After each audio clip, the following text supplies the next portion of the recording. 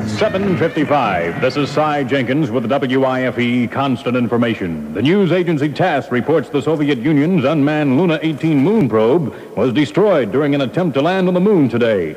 TASS says the spacecraft was trying to descent in a mountainous area.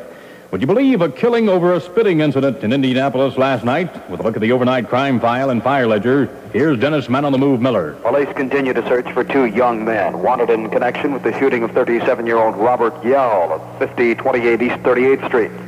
According to witnesses, Yell was shot to death by one of the men after he told the youngster to quit spitting on the floor at the Walker Theater on Indiana Avenue.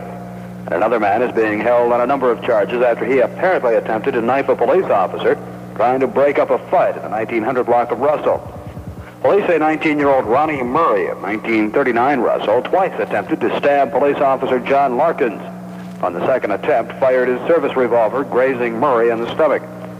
And in another shooting incident, 45-year-old James Smith of 825 North Fayette told police that he was walking down the street in front of his home when he heard shots and felt something in his leg, a bullet. Sheriff's deputies reported a quiet night. That's the crime file on the fire ledger, 2 first aid runs.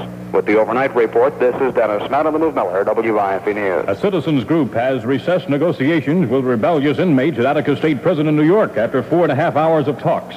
According to newsmen at the prison, the inmates are awaiting the arrival of Black Panthers Bobby Seale and Huey Newton. They're angry.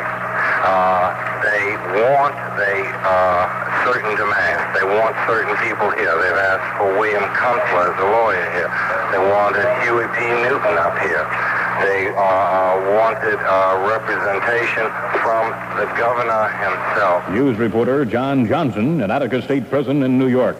Indiana Commissioner of Insurance Oscar Ritz says Hoosiers soon may be able to get crime insurance. Ritz says 24 fire and casualty companies doing business in Indiana have assured the state they will establish such a program.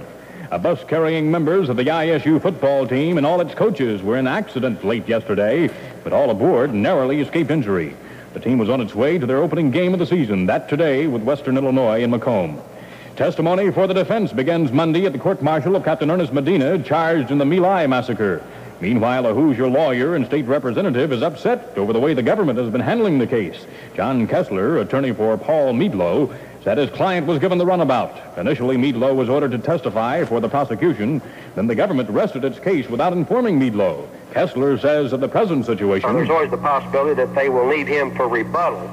But I just can't conceive why they don't keep us better advised. Attorney for Paul Meadlow, Hoosier John Kessler. Indiana may have to pay double for the printing of the 1971 acts of the legislature. The C.E. Pauley Company has billed the state $61,000 for printing never done. Pauley was the original company given the contract by the Department of Administration. Later, the Secretary of State awarded it to another firm. The Pauley Company says it turned down other jobs to print the law books, thus the bill. The U.S. and Japan have ended their talks about the trade and money crisis with little accomplished by the 2 days of discussion. However, there's some optimism from Secretary of State Rogers. We're going to continue to compete and have problems that arise from competition, but that should not be construed as causing any rift or any fundamental change or any spirit of unfriendliness.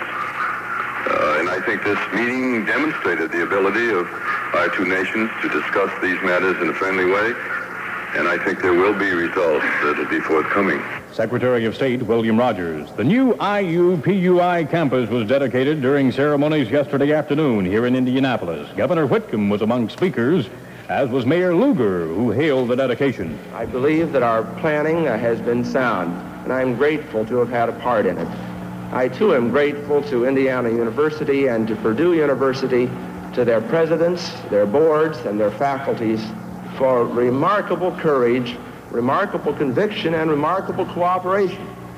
And I'm looking forward to a magnificent opportunity for all of us on this campus. Mayor Richard Lugar. At least 2 persons have been killed this weekend in Indiana traffic, raising the year's toll to 1,081. That's 32 more than a year ago. Just ahead of more music with good guy Roger W. Morgan. Chance of thunder showers today and tonight. High today 80, low tonight 60. It's 67 degrees. This is Cy Jenkins, WIFE News. When it... From WIFE Indianapolis, Roger W. Morgan plays more music.